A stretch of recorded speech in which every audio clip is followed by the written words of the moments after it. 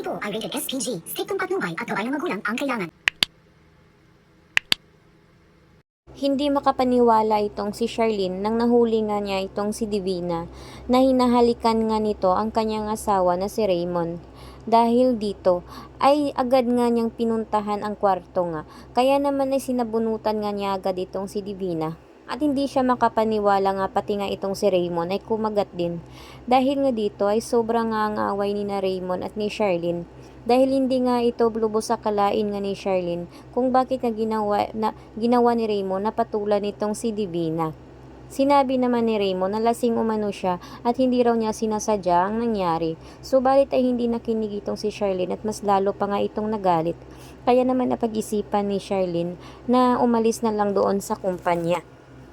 Kaya't sinabi naman ni Charlene na mamili umano si Raymond kung sasama ba siya dito nga sa kanya o dito kay Divina. Subalit pinaliwanag naman ni Raymond na hindi nga niya basta-bastang iwan nga ang kanilang kumpanya dahil malaki na rin na na-invest nga ni Raymond dito at alam niyang ito ang buhay ni Raymond. Kaya dahil dito mukhang magkakalabuan na ang dalawa.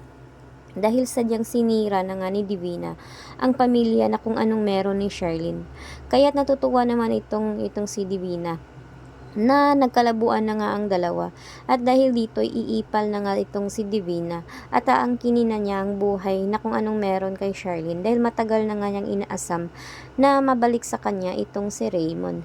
Subalit nga hindi naman mawala sa isipan ni Raymond ang pagmamahal nga niya kay Charlene. Kaya naman hindi basta-basta ngang kakagat itong si Raymond at iwan naman itong si Charlene dahil alam niyang masama nga ang ugali ng bruhang si Divinang ito. Kaya dahil dito, kahit anong gagawin nga ni nito ni Divina ay hindi basta-basta nga siyang mahuhulog dito kay Divina. Kahit na anong patibong ang gusto niya dahil ang puso ni Raymond ay nandoon lang kay Charlene at pati sa anak nito. Kaya naman dahil dito ay baka mag-iisip na ng paraan itong si Raymond kung paano nga niya matatakasan itong si Divina dahil alam nga niyang masama ang motibo na dala nito sa kanyang pamilya. Kaya anya na mas mabuti umano siguro na i-give up na lang siguro ang company nila. Dahil na rin ayaw niyang masira ang relasyon nga niya dito kay Charlene. Kaya dahil dito ay makapagdesisyon na ng maayos si Raymond.